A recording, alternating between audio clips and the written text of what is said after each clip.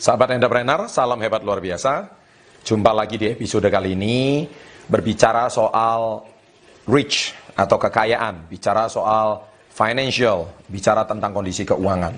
Nah, topik kali ini saya akan membicarakan lakukan hal ini selama 10 tahun ke depan, kalau tidak Anda akan tetap miskin.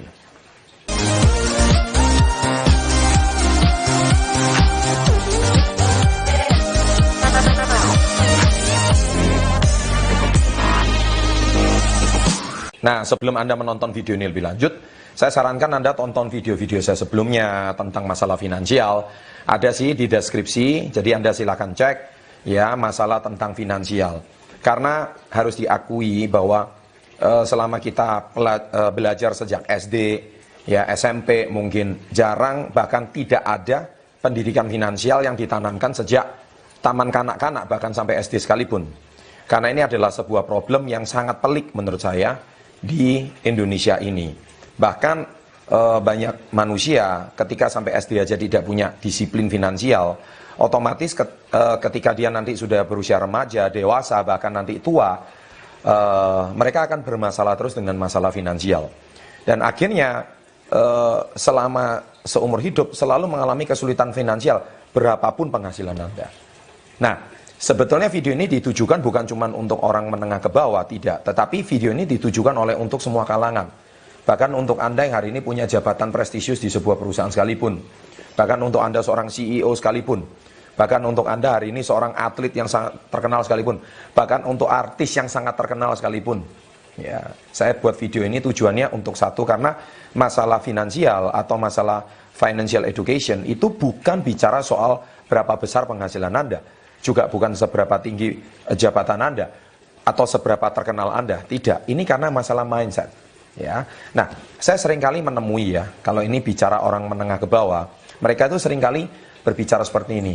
Kalau ditanya orang jualan ya di pinggir jalan, warung-warung, saya tanya, "Pak, Bu, kalau memang warungnya laris, kenapa kok hari ini porsi makanannya nggak ditambah?" gitu. Jawaban mereka simpel banget gitu.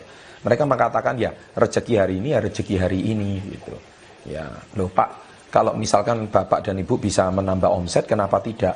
Oh enggak juga, sudah pokoknya jatah rezeki saya hari ini sampai di sini.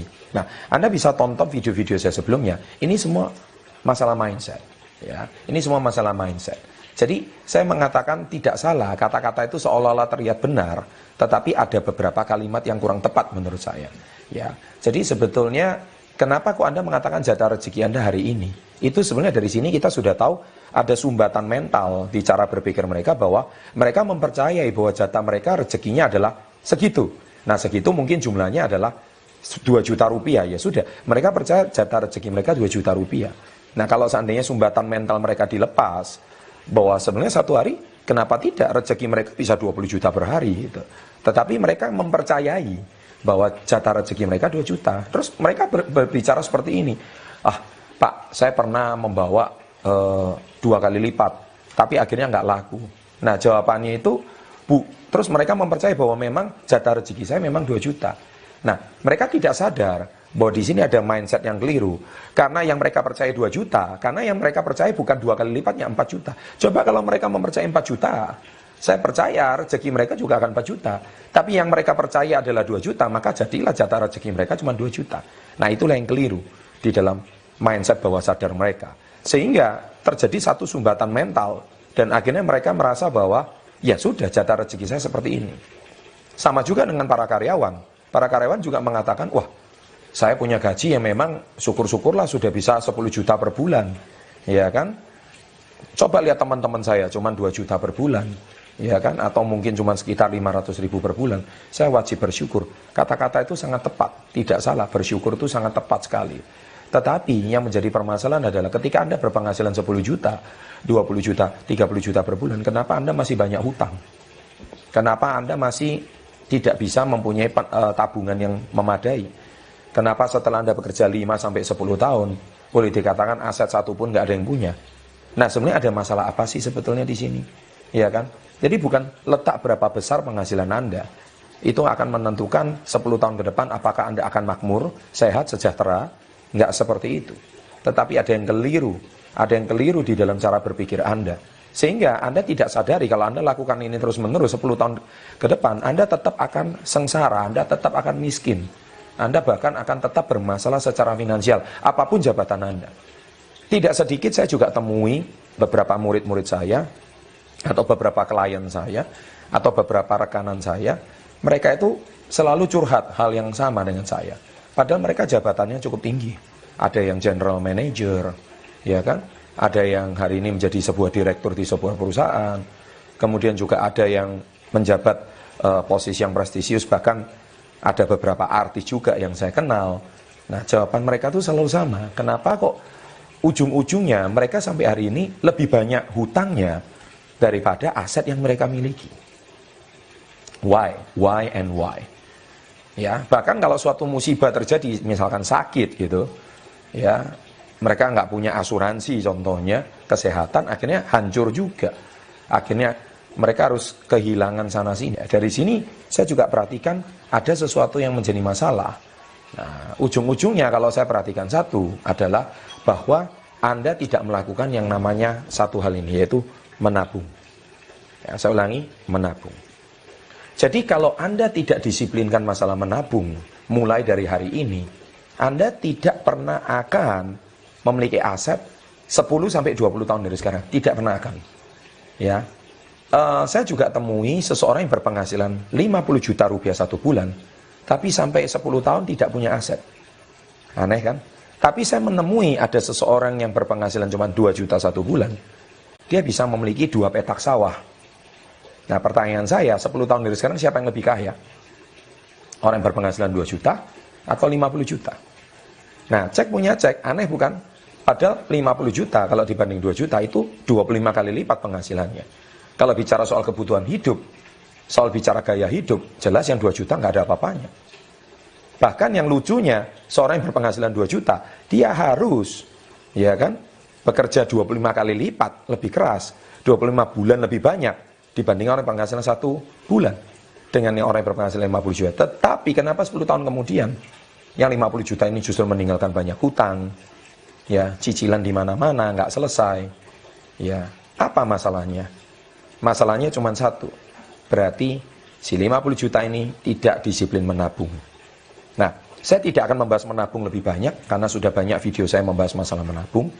Ya, saya juga ada cerita menabung saham, menabung emas, menabung properti. Saya cukup banyak di sana. Di situ yang saya sarankan adalah masalah menabung sudah sangat detail. Ya, Anda silakan cek video-video saya sebelumnya. Bahkan saya juga punya video di sini ya, yang cukup trending topik, menjadi video yang terlaris, sudah ditonton 1 juta lebih ya per bulan September 2017. 3 cara menabung. Nah, Anda silakan tonton. Saya juga sudah banyak cerita soal menabung untuk pelajar, menabung untuk penghasilan di bawah 10 juta, sudah sangat detail di situ. Nah, poin yang saya sampaikan adalah kata menabung. Menabung dan menabung. Anda selalu akan berkata hal yang sama. Pak, penghasilan saya kurang. Saya lebih banyak, lebih besar pasak daripada tiang. Saya begitu punya penghasilan, akhirnya bayar ini, bayar itu habis juga. Saya nggak sempat untuk menabung. Hei, saya mau berpesan sama Anda. Ya, kalau cerita itu adalah cerita seperti itu, terus dan itu lagu lama bagi saya. Selamanya Anda tidak pernah akan menabung. Kenapa? Because there is something wrong in your mindset. Ada sesuatu yang nggak beres di pola pikir Anda. Anda merasa ketika saya punya penghasilan, wih, saudara saya minta, teman saya minta, ya kan, teman saya pinjam, saudara saya pinjam, ini ada yang kesusahan, ini yang begini. Kemudian setiap hari ada acara makan-makan. Setiap hari kalau ada ini, ada syukuran ini, ada selamatan ini, ada itu. Bagi saya sih itu tidak salah. Tetapi apapun masalah Anda, poin saya cuma satu, sudahkah Anda menabung? Karena menabung ini adalah masalah pribadi, tidak perlu diumbar. Kalau Anda ceritakan Anda punya tabungan sekian pada saudara Anda, pada teman Anda, selamanya Anda tidak pernah akan punya tabungan. Karena mereka mengetahui Anda adalah orang kaya, Anda adalah orang punya. Ya, dan akhirnya mereka merasa mereka bisa meminjam sesuatu sama Anda. Sahabat entrepreneur, saya berpesan sama Anda. Berapapun besarnya usaha Anda, berapapun tinggi jabatan Anda, seberapapun terkenalnya Anda, tabungan itu adalah milik pribadi Anda. Kalau Anda tidak menabung dari sekarang, 10 tahun dari sekarang, Anda tetap akan kondisinya minus, bahkan mungkin jauh lebih miskin daripada sebelum Anda mempunyai karir. Banyak sekali yang seperti itu. Kenapa? Karena Anda nggak bisa menabung. Ya, jadi sahabat entrepreneur, mungkin topik saya kali ini agak sedikit pedas, tetapi 10 tahun dari sekarang, kalau Anda mendengarkan nasihat saya, niscaya Anda akan banyak aset. Anda akan banyak aset, dan Anda suatu hari akan berterima kasih, ya, kepada nasihat saya ini. Kenapa saya katakan demikian? Karena mungkin lingkungan Anda, saudara Anda tidak ada yang menegur Anda. Ya. Nah, di sini saya pribadi, karena prihatin lihat bangsa Indonesia ini, kenapa sudah merdeka 72 tahun, tapi masih banyak orang hidup di bawah garis kemiskinan. Satu hal, semoga video ini bisa membangkitkan masyarakat Indonesia tentang cara berpikirnya yang salah. Ya, semoga Anda lebih sehat, Anda lebih sukses, dan Anda lebih makmur, kaya dan bahagia. Setelah mendengarkan nasihat ini, silakan berbagi pada teman-teman Anda yang membutuhkan. Mungkin teman-teman Anda akan tersinggung setelah menonton ini, tetapi sebetulnya itulah nasihat yang baik untuk mereka, supaya 10 tahun dari sekarang kita semua hidup sehat, sejahtera, bahagia, dan selama-lamanya. Jangan lupa, bila Anda menyukai video seperti ini, silakan klik like, berikan komentar-komentar positif. Jangan lupa memberikan testimonial bila Anda setelah menonton video-video saya sebelumnya, apa perubahan yang sudah Anda miliki. Dan jangan lupa subscribe, ya. Dan ada lonceng, silakan diketik, diklik, ada notifikasi untuk Anda. Sukses untuk Anda, salam hebat luar biasa.